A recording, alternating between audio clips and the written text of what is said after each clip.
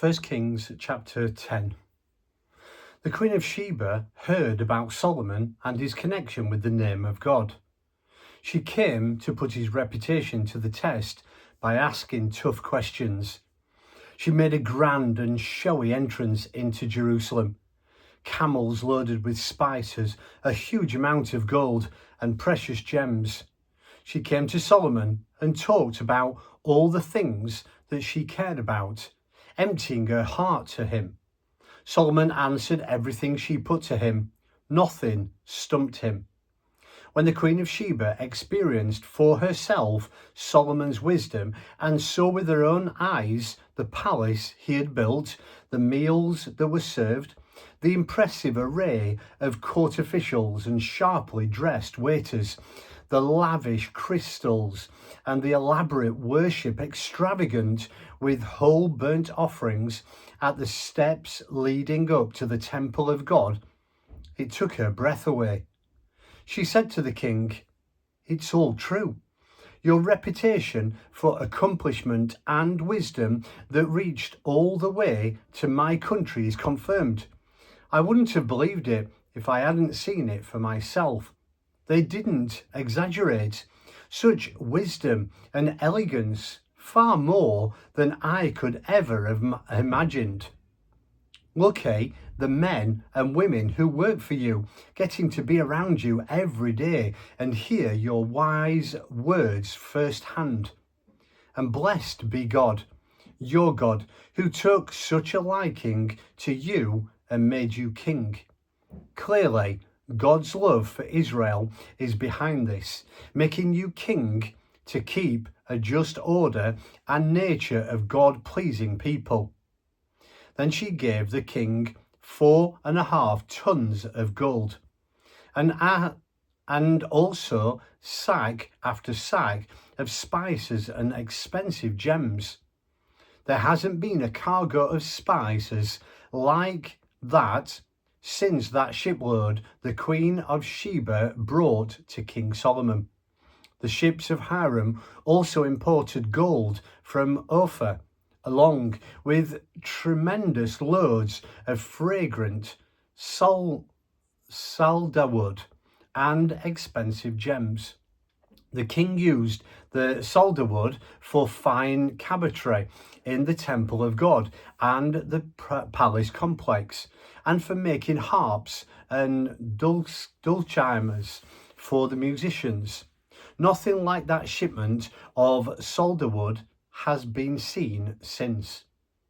King Solomon, for his part, gave the Queen of Sheba all her heart's desire, everything she asked for, on top of what he had already so generously given her. Satisfied, she returned home with her train of servants. Solomon received 25 tons of gold in tribute annually. This was above and beyond the top taxes and profit on trade with merchants and assorted kings and governors. King Solomon crafted 200 body-length shields of hammered gold, 7.5 pounds of gold to each shield, and 300 smaller shields about half that size.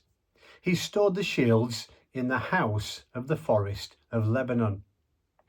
The king built a massive throne of ivy accented with a veneer of gold.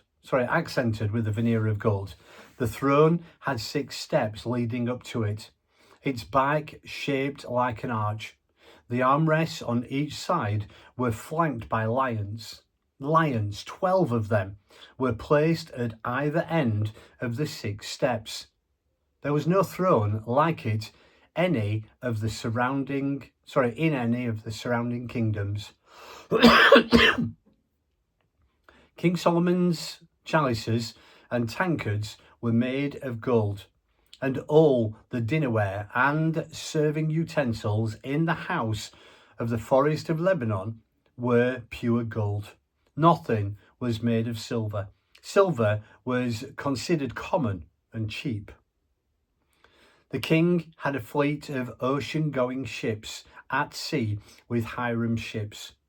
Every 3 years, the fleet would bring in a cargo of gold, silver, and ivory, and apes and peacocks.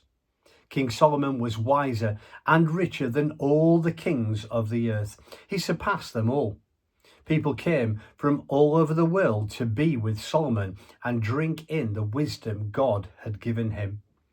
And everyone who came brought gifts, artifacts of gold and silver, fashionable robes and gowns, the latest in weapons, exotic spices, and horses and mules, parades of visitors year after year. Solomon collected chariots and horses, 1,400 chariots and 12,000 horses. He stabled them in the special chariot cities as well as in Jerusalem.